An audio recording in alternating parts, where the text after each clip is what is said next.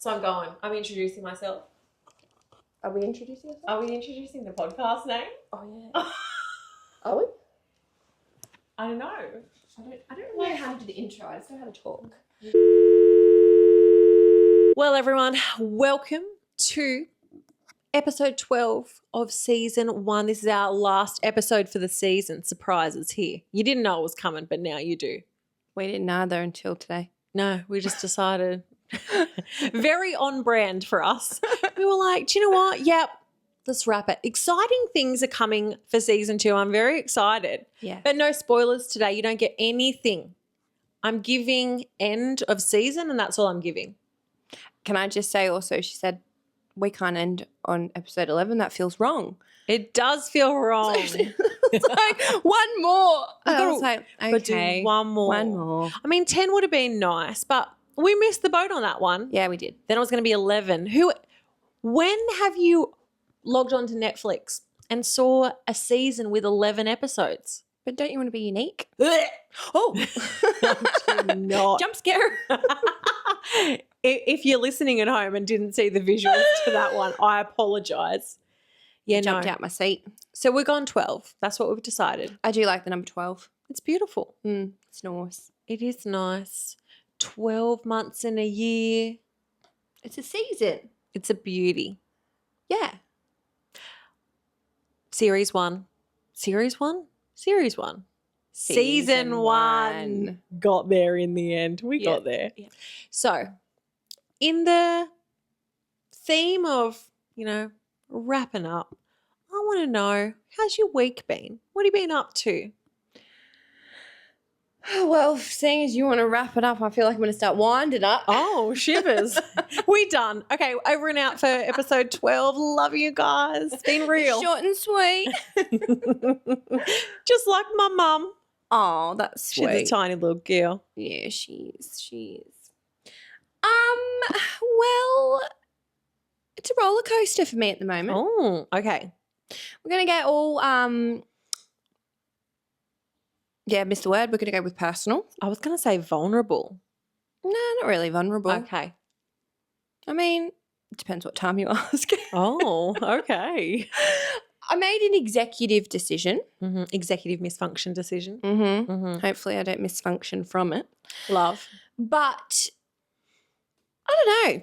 I've been seeing on this. Actually, do you know what's funny? Thinking about last episode about what you see online and being influenced. I've been influenced. I just keep seeing all this research and I just feel this need to come off birth control after being on it for too long, a criminal amount of time. Yeah. And what I keep seeing, and this is what's interested me so much, is there's all this research. There's actually scientific research into this, can I just say, around the type of men that women are interested in when on the pill versus off the pill is very, very different. What? And the statistics, right? Because you think about it, most women are on birth control when they find their partner. Yeah.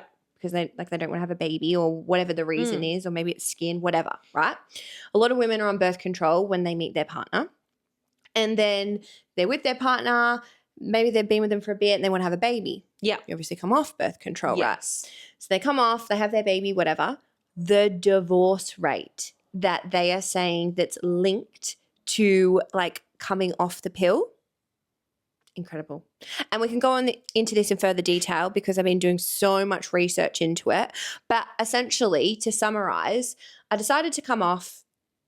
At first, I didn't consult my doctor. And it was like, when I want to do something, I'm doing it. It's happening. Oh, yeah, it's happening. So anyway, came off it. And then I started seeing all this stuff about, in my research, you're going to have a really bad hormonal breakout, like the hormonal acne. And then when I was doing all the research into it, it actually made sense. Of course that's going to happen because it's such an imbalance. The one thing that stuck with me that I just found so interesting was, I think I've always just thought about birth control as it's just a tablet you take, whatever, never really thought anything of it. Yeah. But then when you think about what it actually is, so it's your hormones, right? Hormones aren't just a small aspect. They're actually fundamentally like who you are as well, and you think about what it influences, your decision making. Mhm. People say that their personality changes and they're a totally different person. People are saying they've got a clear head and they feel better. And anyway, there was all this stuff. And I was like, I want to experience that. Yeah. I want to see what that's like. So I'm doing a science experiment on myself. I've decided, coming off it. I did end up going to my doctor. But where this has come from is like the first 2 days, incredible. Felt so good. And I was like, so glad I've done this. Like, I feel great. Then I had a crisis. Oh, no. Because I need to say, like, I am someone who naturally has always had very clear skin. So Yeah. prior to being on the pill, I never had a breakout, nothing. Then obviously it's just continued the whole time. And then I came off and I started to get, like, I know, I will admit it doesn't look bad right now, but that's because all of my training from, like, I'm trained to be a skin specialist and I'm already a makeup artist. Like, I've got a lot of that knowledge and I'm getting in there and I'm using my alzaic acid and I'm making sure I'm using my salicylic acid and my cleanser and I'm using like all these really nice peels. Like, I'm doing what my skin needs. Yeah. And I'm taking all the vitamins. So I've done so much research into this as well. And I've now started to clear them up. So if you look at my skin right now, you're probably like, what is wrong with her? Like, what is actually wrong with her? But I had like all along my chin, and they were like the ones that they don't have a white head, but they're the really painful, like bigger ones. Yeah. So they're hormonal. Yes. And I had a crisis, and I didn't want to do a lot of things, and I almost stopped Erin from recording the podcast because I was really upset. And then I had a reality check, and I was like, honestly, She persevered. So I proud of roasted her. myself. Erin didn't even have to. Not that I ever would. No, You're stunning you were inside and so out. supportive. You were like, if you don't feel like it, it's okay. And then I was like, no, life goes on. I can't let this control. And then you were like, yeah, remember when I filmed and I wasn't feeling that great? And I was like, yeah, you did. Anyway, I pulled myself together. But I think it's just like when you get that fixation. I was fixated on my skin. I remember when I came off, I was looking in the mirror every few hours like, oh, do I have a pimple? Like, what's going on? And I'm like, that is ridiculous. Yes. Like, I can acknowledge that. Mm-hmm. So my week's been a roller coaster. And I think things that maybe wouldn't have frustrated me did. Yeah. But I felt a lot better. Surprisingly, I feel like my stomach, like just like gut health wise, no bloating, nothing. And when I was younger, they misdiagnosed me with something, which I definitely don't have. And I'm telling you, I think it was the pill. Interesting. And you were on the same one? Yep. I never changed. I never actually changed over all the years. Like, I never had any issues with it. And I think you've hit on a really good point of hyperfixations. They can be great. They can be creative. They can take us into a world of our own making, really. You know, the world is our oyster when we're in our hyperfixation mode. But it can be detrimental too, because when it comes to particularly like health-related hyperfixations, you can go down a dark rabbit hole and it's hard to emerge back from there because once you've started focusing on a detail and your brain's just looking at it, thinking about it, oh, I better check that again, to break that habit after you've already formed it is hard. Do you know what I think you need to talk on? I've thought of one for you. I know when we briefly spoke like just before and I was like, oh, we'll talk about like our week. And you're like, I don't really have anything to say. What about how you nearly drowned yourself from your hyperfixation from your 75 hard and all your water intake? Like the reaction to my... No. But Tell just me. like you're like, I've got to get my intake. Like, I've got to have my water intake. And then I went But down the rabbit hole of that. Yes. And then you don't necessarily have to go into the detail of it, but I think it's more around your hyperfixation for the week was very much around like 75 hard. You've got to hit your goal. Yeah. Like, you've got to have your intake.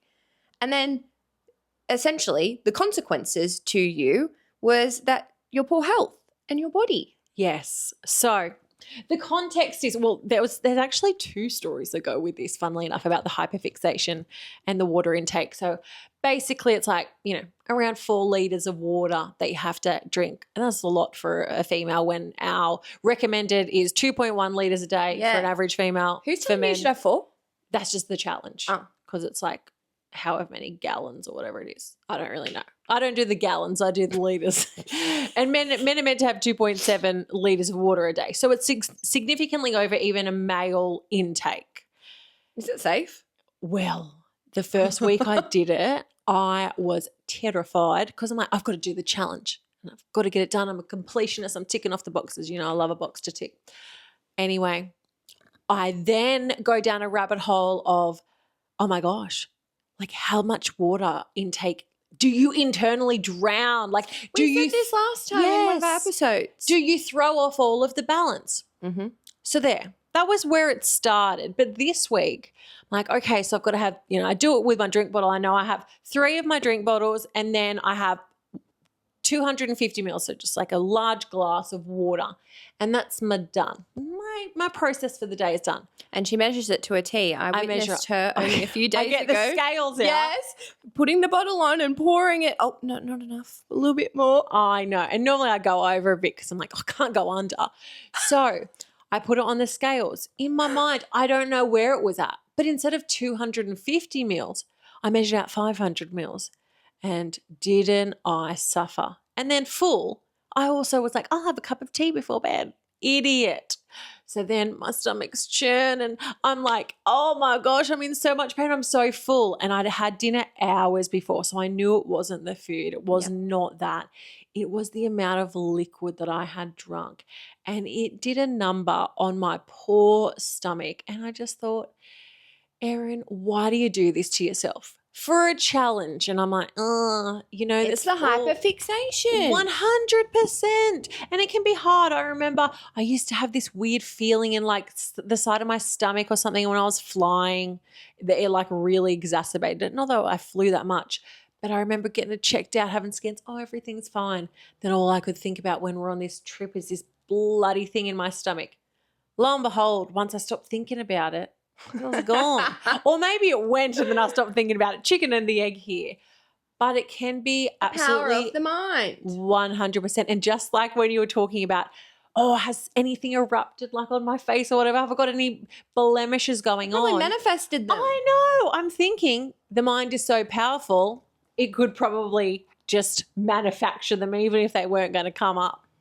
No, I do agree. And I've been so ridiculous. Like even talking to you earlier today on the phone, I was like, but I can't talk about that. My cortisol levels, got to keep the cortisol levels down. And like you get to a point of where sometimes maybe the research is actually too much. And it's sometimes less is more. I do agree with that. And I think it's like, I don't actually need to know that level. No. I shouldn't know that level. But like I've gone all out. I'm like, I've got my zinc, I've got my magnesium, I've got my vitamin C. You've got it all. No, I've honestly, like if I'll go open the cupboard before you leave and Please. It's like a really nice array of different vitamins, which probably will cause some other issue, but I'll be like, but it's fixed my skin. Yes. You've got the recipe. And sometimes we have the perfect recipe, but the cake that it bakes is a bit chaotic. Can I just say though, actually, I feel like an area of expertise of mine is that if there is an issue and I'm telling you, like I've got a hack for almost everything, I do all this research, I come up with this really weird like regime almost to people, but then I'll tell you to do it, you'll go do it and you're like, oh my God, that works. Yeah. That was incredible.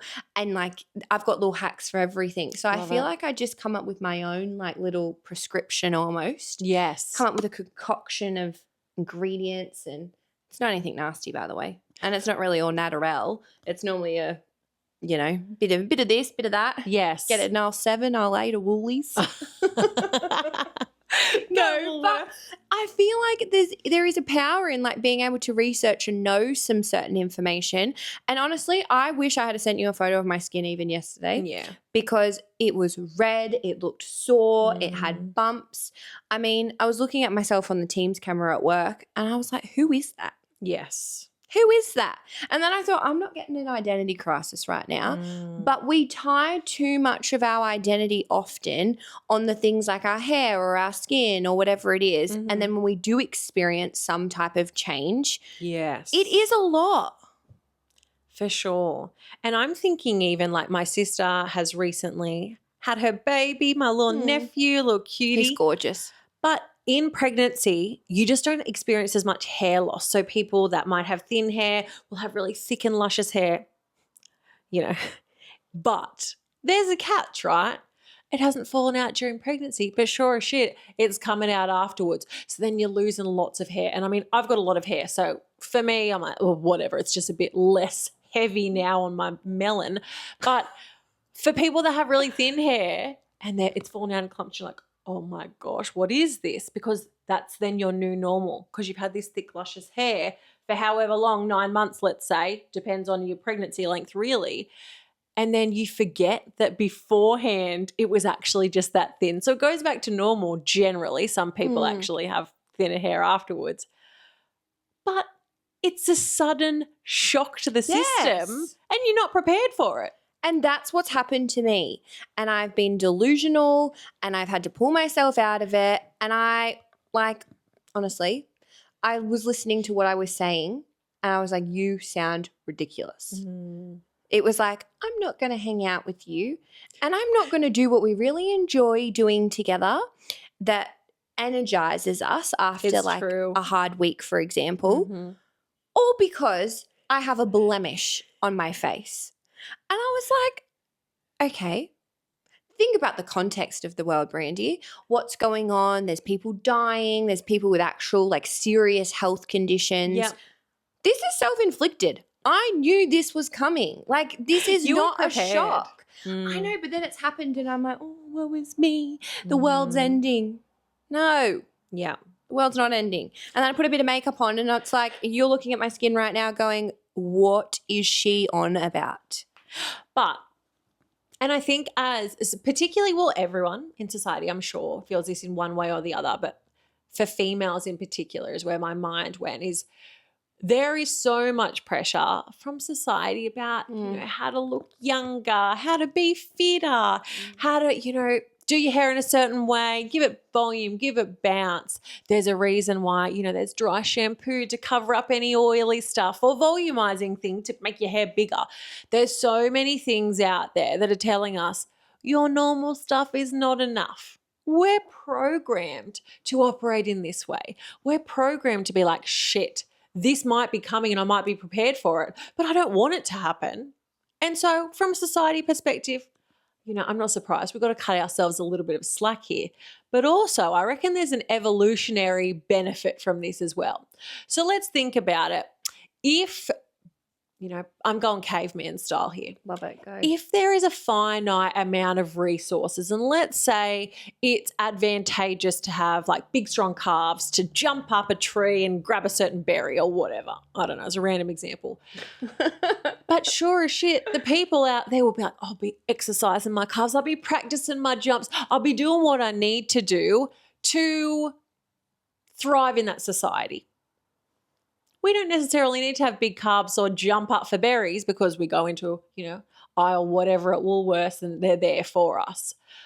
But there's certain other things in life, such as having a nice appearance or, having presentable clothes that gets you ahead in certain situations. So it's just changed. Now the berries aren't what's helping us survive and thrive in our life. It might be having that good sense of self-worth. So when you go into that job interview, you're like, yes, I've got this. I'm confident. I'm here. I'm looking good. I'm feeling good. So do you know what? I think it's been ingrained in us from our ancestors who had to do certain things to survive. It's just that survival and thriving in everyday society now just looks a little bit different. Can I just say everyone needs a friend like you, because no matter what wild thing I say, you will always find something that makes me feel so normal. And I'm like, yeah, duh. Of course I felt like that. Yeah, that makes so much sense. And it's just so reassuring all the time. And it's like, okay, if anyone can rationalize it, it's you. But that actually does make logical sense, literally. Yes. I just think, do you know what? I'm embracing it. I'm in my health is wealth era. I am going back on the whole train of no drinking. Last year I spent 7 months sober. Yeah. Honestly, if you haven't tried it, you need to try it. I don't even get hangovers. I don't feel the consequences of it. So Really, it's probably And she can drink. yes. Yeah. She used to drink. No. You can. My Not that you tolerance do. is very of course. My tolerance is very high, and like I just don't get hangovers, so I never have any of the consequences. Yes. But I am telling you, the clarity that you feel, I feel like I don't know, just everything feels better. I think your skin's better. Yeah. I just feel like my stomach was better, like just everything. And then it's so nice because I come home and I get into bed. And mind you, last year, even though I was 7 months sober, I still went out clubbing. I was still so many times the last one out with one of my friends. So like we'd start as a major group and then we'd just wilted down. And then it would just be me and someone else and we'd be there till close. Yeah. So it's not even like I've restricted myself from like having fun. Yeah. I'm still going out and living. I'm just not drinking.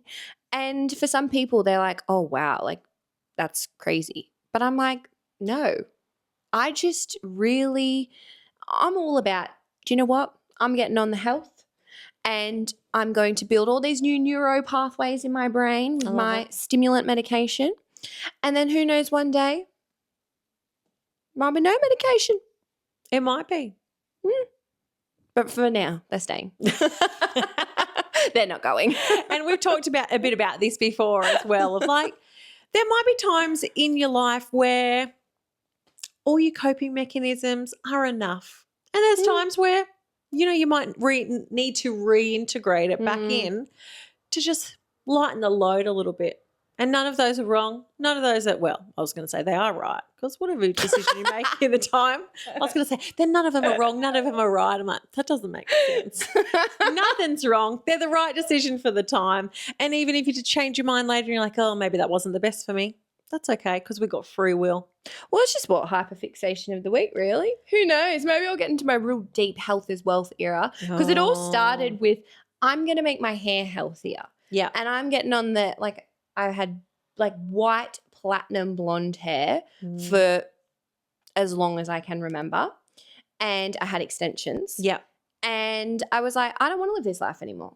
I want to look after my hair. I want to grow my own hair and I want to get it thicker. And obviously after having extensions for so long. Damage. I used to say I had dog hair. What do you mean? I just had thin dog hair, thin wispy dog hair. Don't anymore though. Healed that. I do have a hack if anyone's interested for hair growth. Brady's got a concoction for that. Oh, I do. Yes, I do. So I started with that and then I was like, oh, like I'm really starting to see some results. This is great. And then I moved on and I was like, oh, I'm going to go no alcohol next. Yeah, this is great. And then naturally I've gone on and I'm like, okay, now I'm going to get off birth control. Yeah, this is excellent. And then you are healing yourself. Oh, honestly, the person I was even a year ago is not who I am now. And I love it for me. I do. And I think. I had an intrusive thought. Go. You think. I was just listening to myself and I was just like, God, I can ramble. But it's a gift. Gift. The person that you were last year is not who you are now. Yeah. Was there anything that you wanted to add on to that? Oh, well, probably, but. Do you know where my mind went? And this is an intrusive thought. Yeah, tell me. That when you were like, oh, who I am last year is not who I am now. I'm like, yeah, that's because we shed all the outer layers of our skin and all our like cells regenerate. So literally we're a different person. Super gross. But that's where my mind went when you were talking about that. Do you want to know where my mind went then? Tell me. If you have an intimate partner. Yeah. After 7 years. Yeah. They haven't touched any part of you. Because it's all regenerated. You got to wait 7 years though. So someone after 7 years is like, I'm a virgin.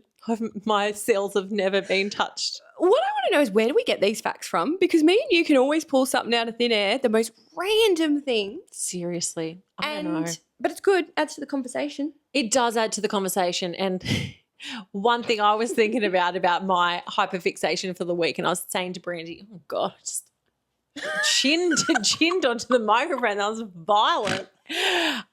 It's the Princess Fiona phenomenon has really started. As you can see, the lights have gone down and it's getting a bit unhinged. But bear with us.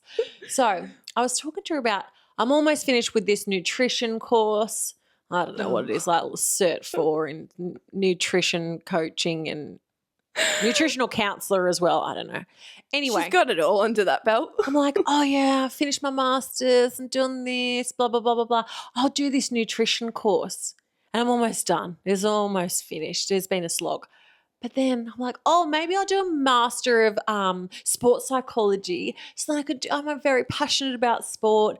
And this is where it's a slippery slope because my hyperfixation can become study. And obviously it has because I got bloody 3 degrees and about to get a TAFE qualification, whatever. But it's scary because I go, oh, yeah, just a bit like when we're saying we've climbed the mountain, we haven't enjoyed the peak. It's like, what's next? Like, what can I study next? What can I do next? How can I be the best psychologist I can possibly be? I just keep doing little random bits and pieces, but I do myself a disservice because unlike some of my other hyperfixations, such as my punch needling. I was about to say, you know what you should do? I've got the perfect solution. I know I should. But while the punch needles, we're talking about, people being virgins after 7 years, my virgin punch needle set that hasn't touched another person's skin in their life is just sitting there being collecting dust. Very sad and alone. Well, actually not collecting dust because it's in a very good, Tupperware style container. It's of course. The dust out. It's of course. Fresh. It will emerge just like the moment I put it in there many, many years ago. But I'm going down a path. So unlike the punch needling hyperfixations that have no time limit, no timeline that I'm like, whatever, I'll get to it. Maybe I won't, maybe I will. Who knows? The study has a deadline, so I'm forced to do it because I can't procrastinate. You're stuck. I'm stuck on the rat reel and I really need to get off. So people need to hold me accountable. When I decide that I'm going to go I looked you in the eyes and said, you're not doing it. She did. It was very serious. And I was like, but why?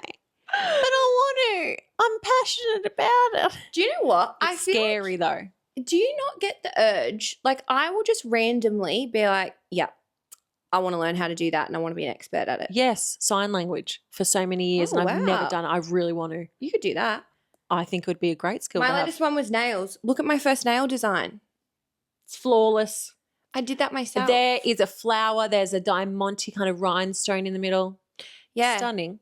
I bought a full nail kit. So you should have seen, my sister came over, whipped out a full kit. I've got the nail drill. I've got all the gels. I've got all the what are they called? The cuticle oils, the tools. Yeah. I got everything. And I decided I'm going to start doing my own nails from now on. I hope it lasts. Well, do you know what? If it doesn't, that's okay because there'll be another hyperfixation to take its place. It already in the line. What's the next one? I just bought an aura ring.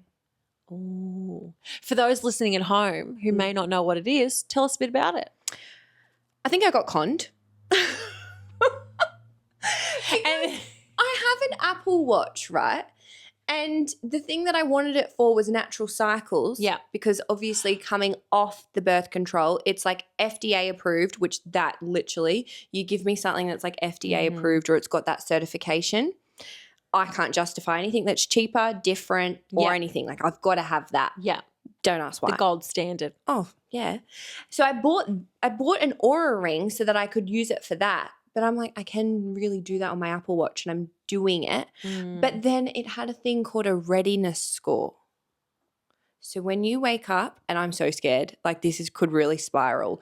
This really actually has the potential. Tell me. This has the potential to send me into an ultimate spiral. Like here we are talking about, oh, I'm so upset. I got a little breakout, a little bit of hormonal acne. This app tells you your readiness score for the day. So it has, it takes into account like your sleep, how much sleep you had, the quality of it, like your body temperature. Like it does a lot. Yeah. Probably too much information that we shouldn't be aware of, right? So you wear this beautiful little gold ring. Stunning. It's going to look stunning. And you're going to wear it on your index finger. So hopefully by the next episode, I've got my aura. And you wear it and then you go in the app in the morning and it's like from out of 100, it gives you a score. And it's so interesting because the people who have been out drinking, like I've seen this everywhere, their score's really low. And it's because their body has to process all the alcohol. But it picks up on all of that detail. Interesting. So then you got to look at your readiness score for the day. And me being who I am, and you know me, if it's not like in the 90s at least, I'm not going to be happy. Oh, she's gone back to bed for the rest of the day. I'm ready for tomorrow. Oh, I can't deal with today. No, but it literally tells you so much information. I'm like, I'm on my health is wealth era. So yes, give me that information. But also, is it actually going to be good for me? Stay tuned. We'll find out.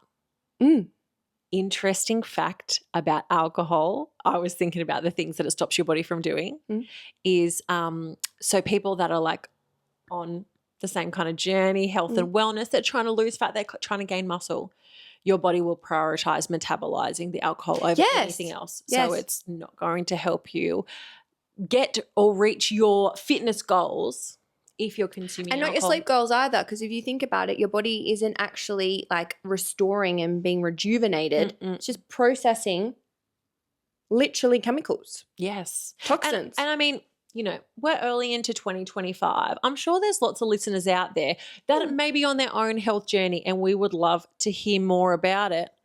You know, maybe you might want one of Brandy's brew, concoctions. I was going to say episode, and I was like, Brandy's brew episode. Maybe stay tuned. I didn't know where you were going with Who brew knows? as well. I was like, no, but like the witch's brew. You love the witch's brew. I do love the witch's brew. One thing I will say though, full disclaimer, you will never get me into the cult of Run Club. Fair. It ain't happening. I mean, I'm scarred for life after the runs that I did in Disney World. Ooh. They were dangerous. With your athlete's foot. I mean, she's always on about the fungus that I don't have. My bad ankle. But I didn't actually have any ankle issues over there. That is related. We figured it out. Well, apparently it might be syndesmosis. Don't know what that is. Got to get a scan next week. Syndesmosis. Or there's another thing that I can't remember the name of. But that one just sounded funny. But it's just like about my ligaments and my things in the front of my foot. They're not stable. No. So when I was away, we did big runs. 5K next day, 10K next day, half marathon next day, full marathon in You're Disney a running World. girl. Oh, I am a running girl, but begrudgingly. See, my mum, she convinces me that it's a good idea, and I'm like, yeah, sounds great. And now I'm like weeks post that ordeal, and I haven't run a bit because I'm scarred. What are your shoes called? Hockers. People call them hokers. I thought they were called hookers. Oh, I mean, depends who's saying it. I call them hockers, but, you know, maybe that's because I'm Australian bogan. You're an Aussie. Oi, oi, oi.